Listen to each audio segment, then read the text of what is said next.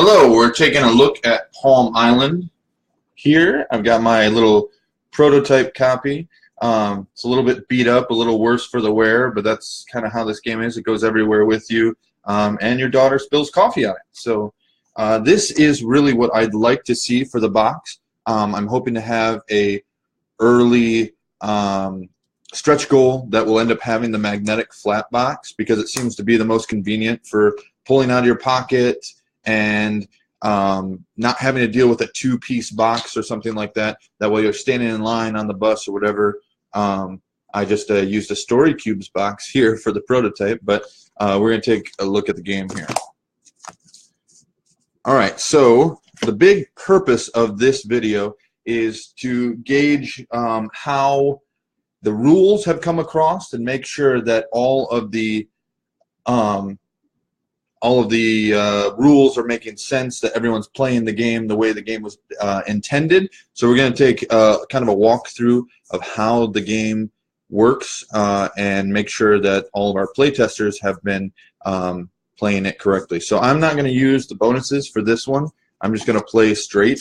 So of course, to set up the game, what you have to do is get your 17 cards. You have 16 of the cards that are laid out in the rule book, and then the round tracker. And this will track our progress through the game. Then we're going to make sure that all of these white triangles are in the top left corner. So we go through the whole deck and make sure that everything is spun the correct way. And then we're going to shuffle the cards. And an easy way to shuffle the cards is to kind of stick the round tracker out to the side. This is really just for if you're on the bus or if you're standing in line. Otherwise, you can feel free to set it aside or put it in the box, anything like that. Or you can also just shuffle it up with it in there too. I find this actually easier when you're using the bonus cards to stick them out to the side and shuffle it that way. Then you can go through the deck, take note of where everything is, grab your round tracker, put it in the back if that's how you did it. I am looking through here right now to kind of see where my temples are, where my houses are, to kind of plan ahead. I notice I have 2 houses up front, so I'm going to want to move some resources before that when I can. So now we're ready to begin. And to begin, what we're going to do is we draw a card into our hand. So now I can interact with either this card in my hand or the card on top of my deck. And what interact means here is we have symbols on the top part of the card, which is the only card that matters, because as we move through the game, these cards will transform and rotate and change what they offer me. I can look at these icons, and as long as I can afford to pay for them, then I could do them. Well, right now, I can't. I see Liz is commenting here. Yeah, go ahead, share it around. That's my wife. Okay, so I am going to decide to go ahead and discard this card, which allows me to draw the card that's on top of my deck. I then can interact with either of these cards. I see that store here. Let me angle this so you can see. Store here is free, so I'm going to store that.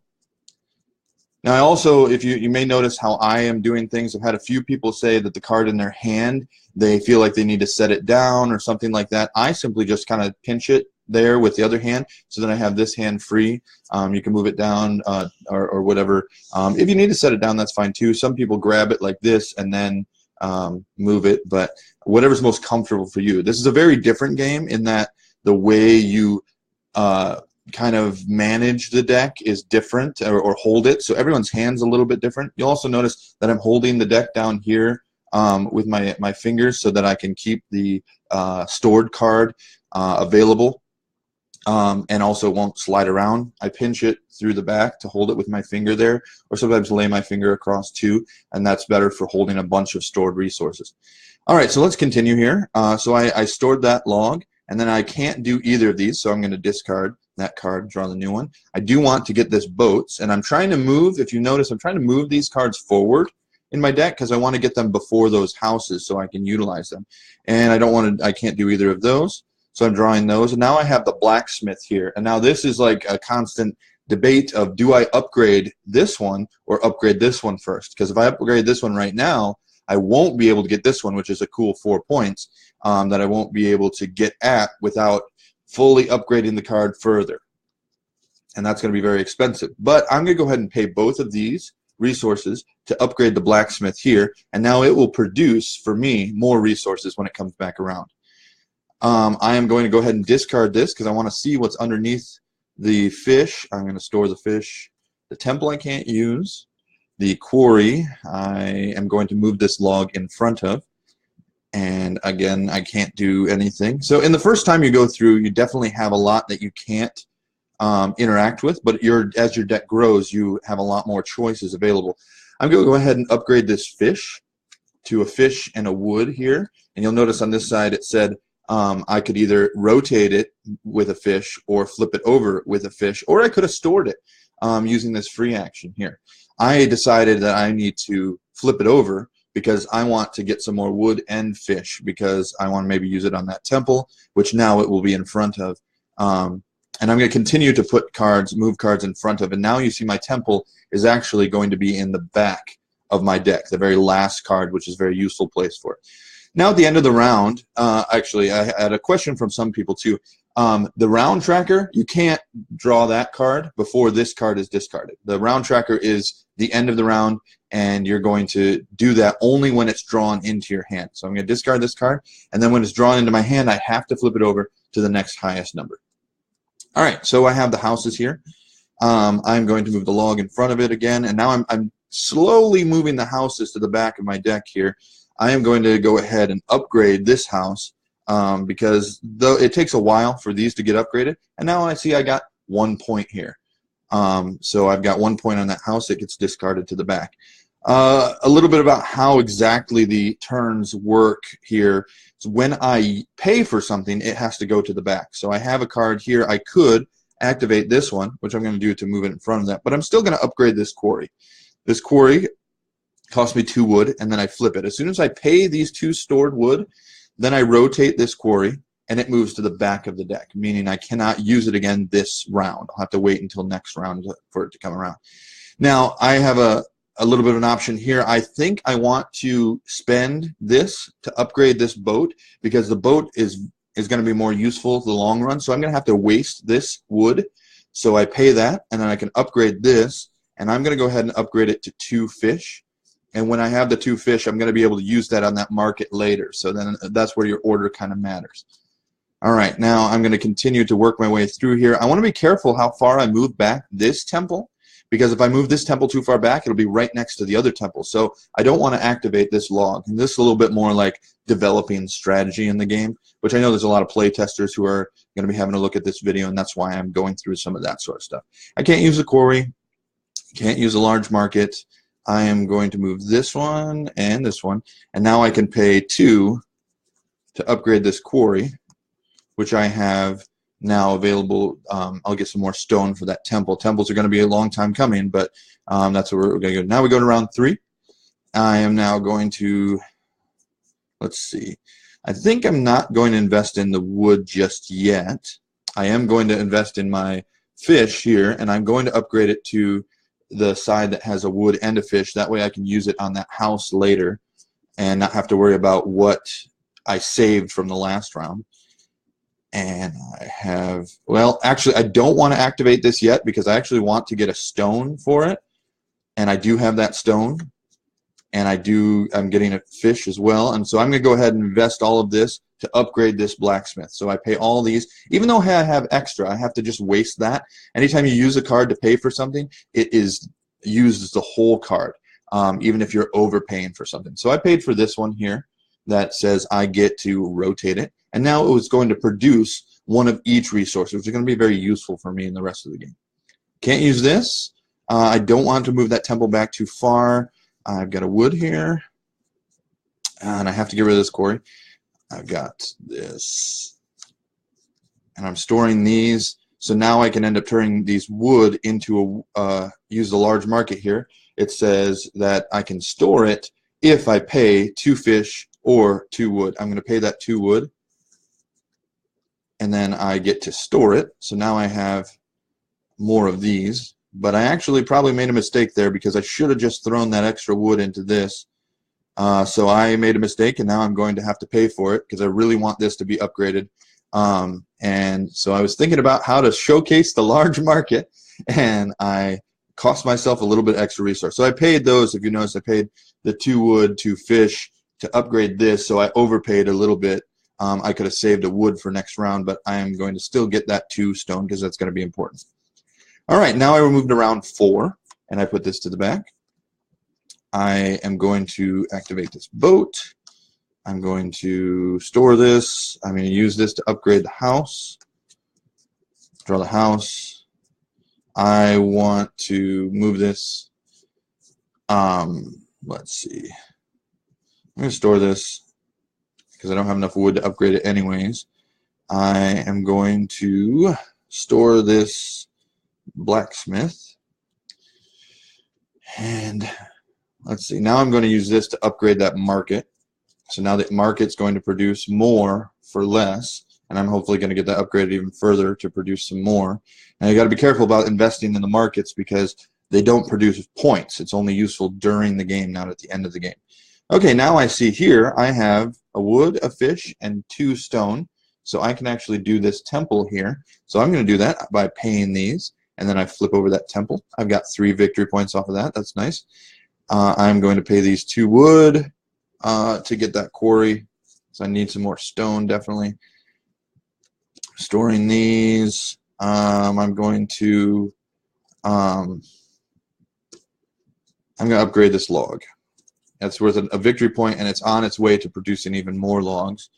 I can't do that, but I'm going to move this quarry in front of it, so it's a last option there.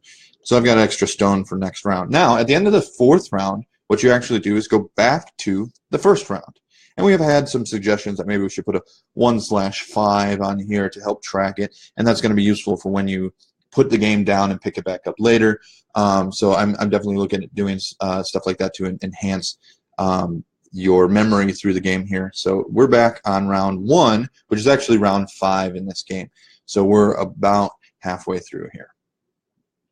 All right, so I'm going to store this, and then I'm going to pay these to upgrade this house. Now I did overpay again. I paid an extra stone to get that. I'm going to move. Now I'm going to discard this house because I won't be able to use it yet. I am going to upgrade or pay for the blacksmith, or not pay for it, but store it rather. I am going to store the boats. And then if I have a stone and a fish, I can upgrade this one. So I'm going to go ahead and do that. And then I store this. Now, something we have not dealt with yet is when you, I'm going to store this, when you get 4 cards here, that's the maximum I can hold in my hand. So I'm going to draw this, and this, now I have a debate where do I want to activate this by storing it and put it here? And if I do that, I'll have to discard one of these resource cards. If I discard, I could basically trade a log for a log, but I don't want to waste resource like I did foolishly earlier. So I'm going to discard this temple, and I am going to draw this, and now I see I have 2 wood and a fish will let me upgrade that quarry, which is going to be fairly important for later in the rounds. But I think right now what I might do is instead invest in upgrading this log. You know what? No, I'm going to actually go ahead and pay that extra stone and an extra fish. That's costly, but I'm going to go ahead and try it to upgrade this quarry to 2 stone. Now I'm going to store this boat and this log, and now I can pay the log and the stone to upgrade this logger, and now it's got 2 points, and I can upgrade it if later to 5 points, but right now it's producing 2 logs, and it's got to go to the back because I just upgraded. Now I have 2 stone and 1 of each. I'm going to discard this thing, and then I can now pay into that temple. So a log, a fish, 2 stone, log, fish, 2 stone. And so this upgrades. Now I got an extra 3 points. So we're on to round 2, which is actually round 6. I'm going to store this. I don't think I want to invest too much into those yet, into logs. I stored this, and I'm going to go ahead and just pay it right away. I think it keeps slipping down here. I apologize for getting out of the way of the camera. But I just paid that blacksmith to pay for this house, and now I flip it over, and now it's got 3 victory points for me. I'm going to store this boat. oh, I really want to upgrade this market. I'm going to store the stone, and then I need a stone and a fish to upgrade, so I'm going to do the stone and 2 fish, which again I'm wasting resource, but I think it's worth it. Now this market, I can pay 1 of anything to turn it into 1 of everything. And so that's going to be a really powerful card when it comes back up later. Now I only got a couple rounds to make use of it, so I've got to be careful about that. Now I could move this stone in front of here and hope to get enough resources to upgrade this temple, but I do know that I have a temple in the back that is right now in the same state at level 1. So I don't know if I want to do that just yet, though I don't think I have any stone before it other than that blacksmith, and so I'll move it in front for now just to see what we're dealing with. And it's going to be too costly. I'll end up having 4 cards and have to ditch 1, so I'm going to discard this. And now I've got 4 cards where I'd have to discard this. I am going to instead pay this to upgrade the logger. And now we've got a victory point off of it. Rather than having to lose a resource, getting a victory point is nice. I'm going to store these logs. And then I'm going to trade these 2 logs for this large market here. I paid 2 logs to store this card. Another important thing here is when you're holding your cards, you want to make sure if you just show the icons, it's going to put it just at the right place where you can see here, if I can flip it over far enough, that well, let me put this back on, that's on top there. It puts it at just enough space for you to be able to hold it, but it is pretty close. So we have talked about reducing the icon of size a little bit so you don't have to worry about losing the position of this card, because the position in the deck, you'll see that actually, if I can see this, this card is actually close to being drawn into my hand, and I've been trying hard to make it so that doesn't happen. But it does matter where these cards are in your deck. If you put it out here too far like this, if you put it out here like this, you'll lose its position. So you definitely need to make sure just to have the icons showing. And if you have to tuck it in to see them, you just need basically the color to get the idea. All right, now I am going to go ahead and activate this quarry. And in order to do that, I'm going to have to discard this logger.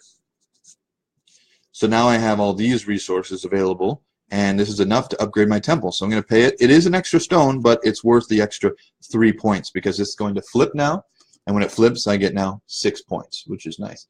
I do apologize for how blurry it may be on this. I'm using my webcam, which I think needs to be further away for it to be in focus, but that's what I have to deal with, so sorry about that.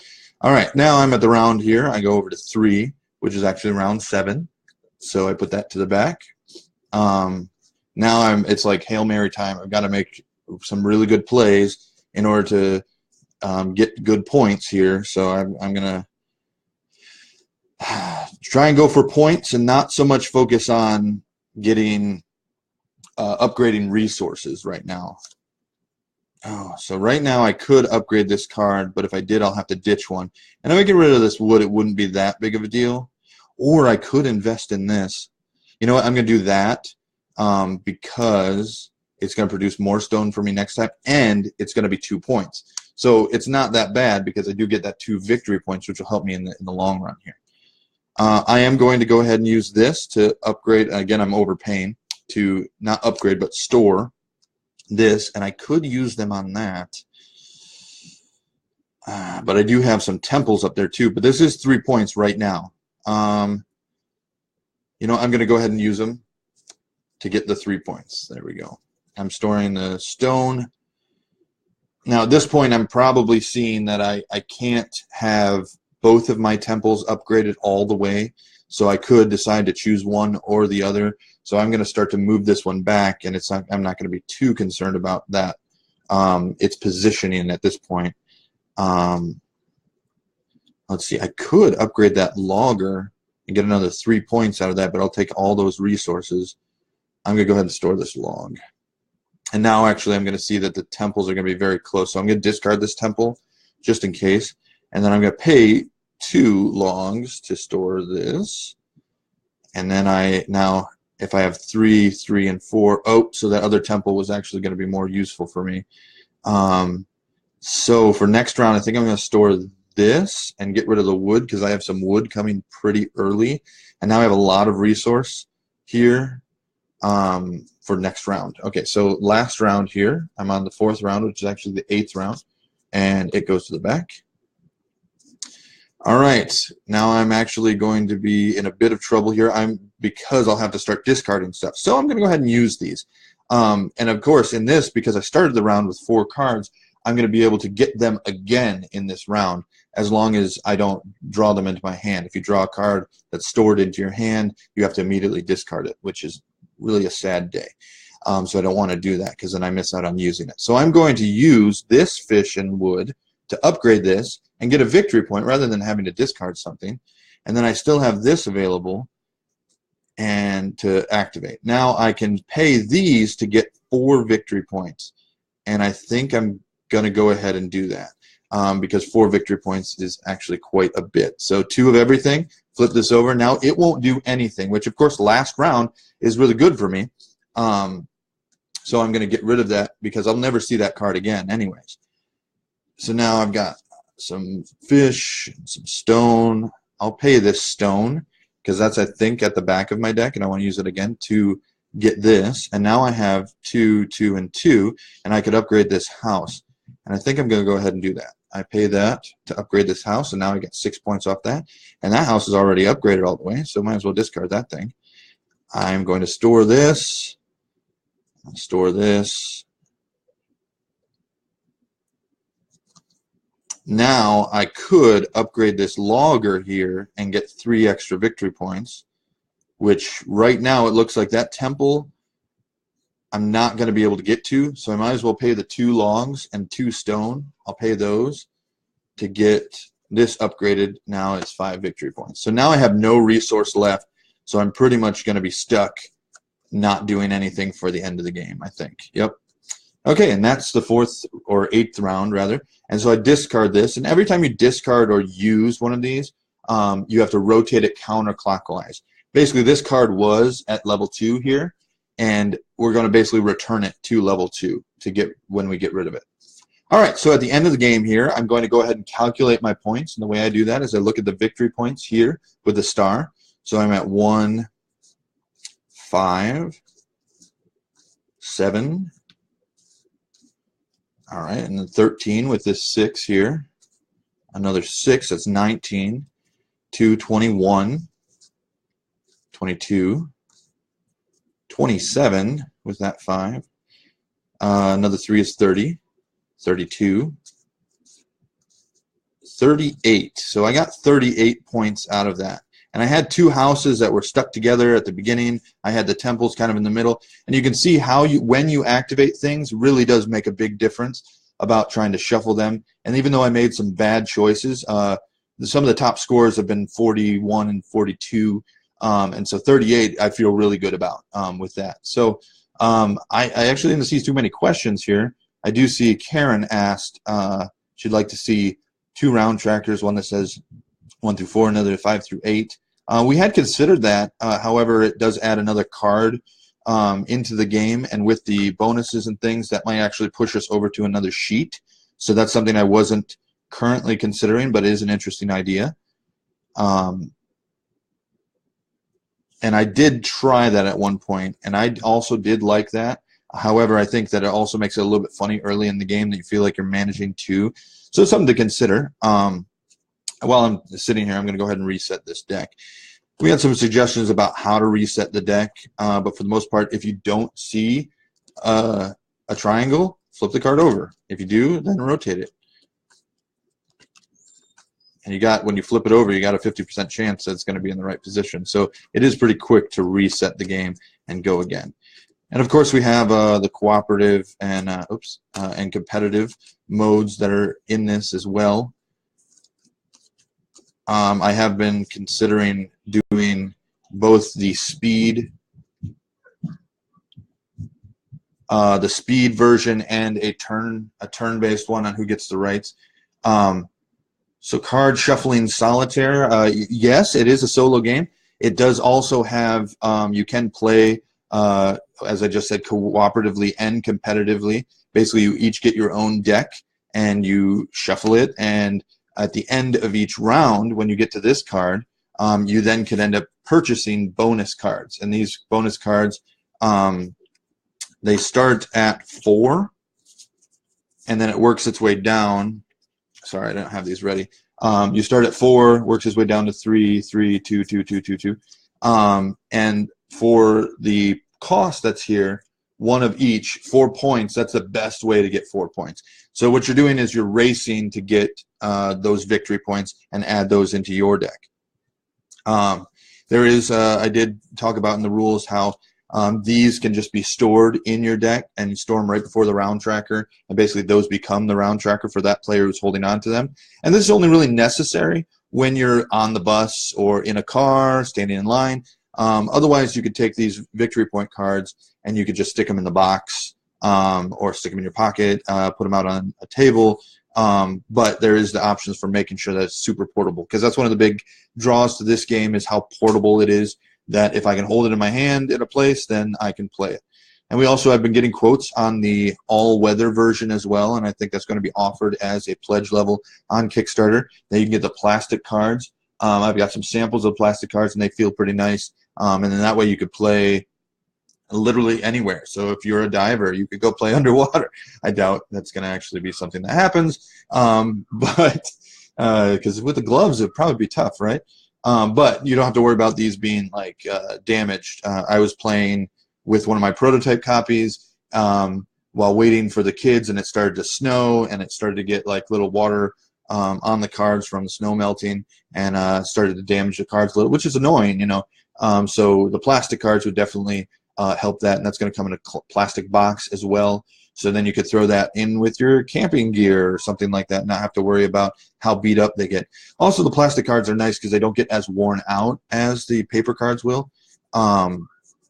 But that definitely is a different option, and I'm sure not everybody will go for that. But that's something we're looking at with that. So I'm not sure how many other questions we have. If we're going to have more questions, I'd be delighted to answer any questions about Palm Island. So I guess for those of you who have not seen the game, a lot of the play testers are looking at this video, and so there are these cards, which are bonus cards. Basically, you pay the cost for it, just like the other cards, and then you get some special effect. And you can't really read this at all. It's kind of terrible. I apologize for that. This one actually says you get a victory point for every market upgrade. So in that last game, I would have got 3 points because I upgraded a market to level 3. And so that is really cool. There's some of the other ones. This one gives you based on how many houses you have. This one, we don't have the artwork done. It's coming, but they're gonna kind of look like this for it, very cartoony and kind of cool. The builder is an active card, so when you activate it, basically what it does is it'll be in your deck, and it's got these little icons here to kind of remind you. And this says when you're using either one of these actions, a flip or a rotate, then it's minus any one of those, but it's only one. So then when I go to upgrade, say a temple, the temples are really expensive, or say this blacksmith, I could upgrade this for 1 of each rather than the 2 stone because I could reduce its cost. Or if I have a fish and 2 stone, I could just use this thing. And how I remind myself is when I use it, I just pop it down, say I used it. And then when you get back around, after the round tracker, at the beginning of the round, you choose 1 of your active cards, which you might have more than 1. There are a few in here, so I might have this one and this one in my deck. If I have both of these, they stay with me for the rest of the game. And so then I have the option. This one says +1 card. That's +1. You can have 5 cards stored instead of the 4. So if I'm using that one, I just pop that out, and I see I now for this round can hold 5. But I have to choose which one I want because active cards can only be used, only one of them can be used per round, where the other ones that score at the end, like say the Elder, and you can see we have some of the artwork started on this, costs 5 stone and you get 5 points at the end. It doesn't have an active ability, so I mean you don't have to worry about it fighting with another card. The Kickstarter, to answer your question, Steve, is going to be coming on February 27th. That's a Tuesday. Let me make sure that I have my dates correct here. It'd be awful to tell you the wrong date. But yeah, February 27th is a Tuesday, and that's coming to Kickstarter on that date. I am looking at a shorter campaign that it's going to be just over 2 weeks rather than the full 30 days. to try and fulfill it a little bit quicker. There's not a lot of crazy stuff going on in this game. I mean, it basically is a box of cards. So the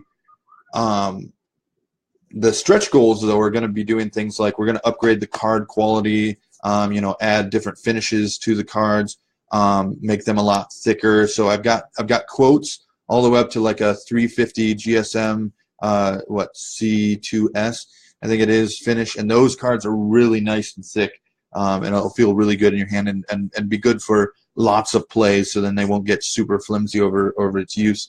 Also, the plastic cards, those ones are also nice. They are a bit thinner, but they also are more durable than the paper cards, of course. So I've got quotes for those, and that's going to be offered as a separate pledge level. But back to stretch goals. So I have a telescoping box for this to start. So that's the 2-piece box. And I want to get to this magnetic flat box because I think that it would be really nice. It won't be exactly like this box. This is actually from a game called Story Cubes, but it worked really well for the prototype, so I used it. Put some stickers on it here. And again, my lovely daughter spilled her coffee on it. But that's what it also should. It should get a lot of use. This one is just printed on my printer with sticker paper, so it's getting real beat up because it gets quite a bit of use. So the box is a quick upgrade to get. The other stretch goals will be the cards, the thickness for those, and then adding a few more of these. I've got another 4 of these cards that I'm working on, and actually is going to be released in the next print and play test round for everyone who's already been working with me on the game, to kind of gauge how well those are working. We have a few minor adjustments coming, but not really that many changes to the game itself.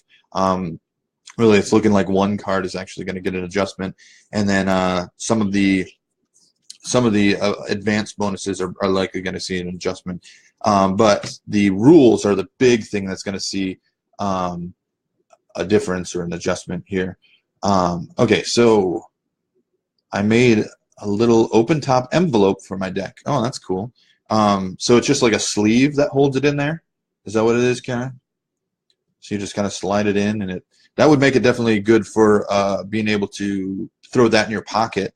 If you don't need to take the full, if you only play solo, you don't need both decks. The game comes with 2 decks and all the bonus cards, and that way you can play with 2 players. And this game does play 4 players or more.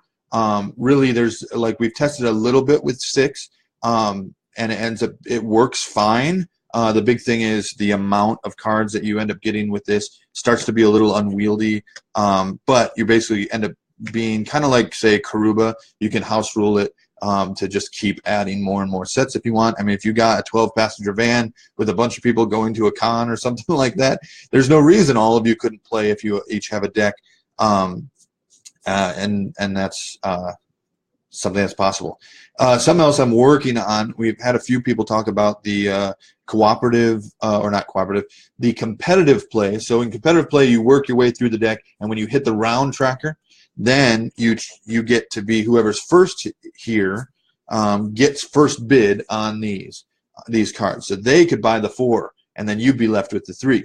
And of course, there are more available, and it does keep going around. So how it would work is, say, Karen was the last comment. So say me and Karen are playing.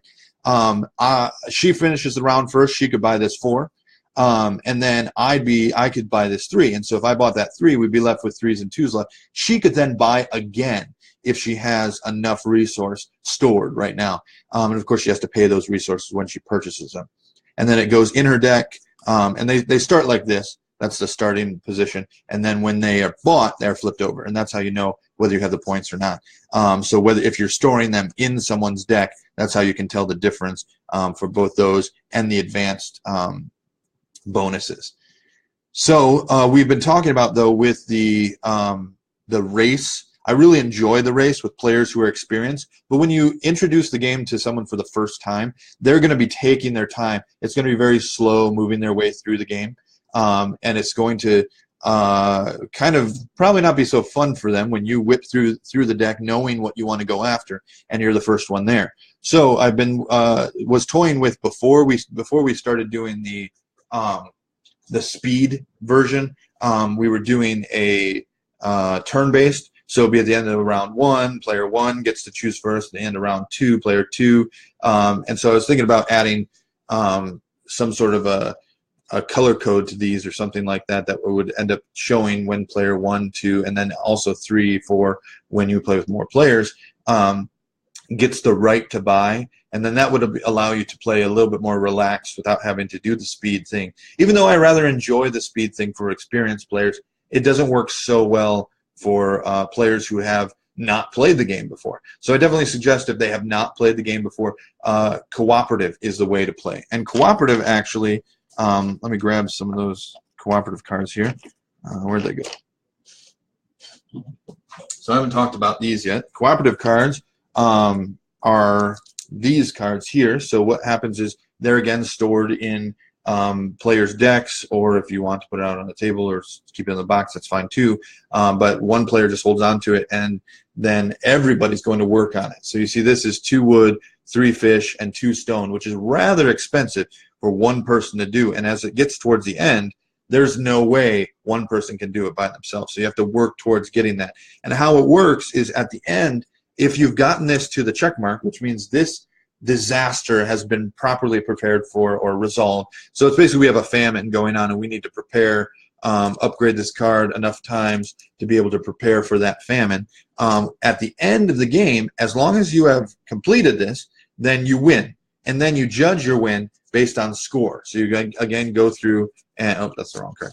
You again go through and you look at the victory points here on the cards and calculate them up. And how the scoring works for cooperative play is you take the lowest score among players, and that is your score for the team. So then a more experienced player is going to be able to pay more into the famine card here, or the whichever one you're using, because these also scale up and actually are intended for the eruption. You see how it has a 4? That's really meant for 4 players. Although you could accomplish the hurricane, the eruption is rather difficult to do with 2 players. You have to get very specific builds to get that to work. And you're going to have a rather low score, but it's still satisfying when you accomplish it. So you take the lowest score of the players who are playing, and that allows you to end up playing with players who are new to the game. You're going to encourage them to upgrade their deck and work towards that, where you are more experienced and might get a higher score, can pay a little bit more into the cooperative disaster cards. And that's the basics of everything, I guess. If there are any more questions, go ahead and shoot. But I think for now, I think we might be close to signing off here, because I don't really have much more to say about Palm Island. I'm really excited for this game, though. For a while, I've been working towards. I've got a designer document that says like different ideas that I'd like to accomplish in my designs, and this design actually filled one of those that I've had on as a line item for a long time. I wrote down a couple years ago a table-less game is what I wanted to make, and so I've had a few that were, I don't even know if promising is the right word. I had a few that you could consider were in that category, but this one really shone among the brighter than the rest, I guess you could say, and it really clicked together very quickly. I mean, it's actually not seen a crazy amount of iteration, which is shocking to me. Most of my games get redone and redone and redone, and this one has not seen nearly as many as some of the other games I've been working on. So I hope that's a promising sign. We have a lot of playtesters who have the game currently, and a lot of feedback, and most of it has been rule clarity has been the thing. Of course, there's differing opinions on what people would like to see happen with the game, and that's going to happen. But Bradley Stock is asking, when can we give you our money? So February 27th is the Kickstarter, and we're still working on price points of how that's going to work with shipping and everything. But I'm looking around. Well, it's definitely under $20, but I'm looking at it's going to be closer to 15, and I'm hoping to do free shipping. But again, I'm not sure, so you can't quote me on that. But that will be my goal. Is I want it to be pretty cheap with free shipping as well. Because I just want a lot of people to get the game. But yeah, that's Palm Island. So I'll be monitoring this too for comments and respond to any comments you have. If you have any questions, comments, please just leave them, and I will respond to all that I can. Thank you so much for having a look at Palm Island.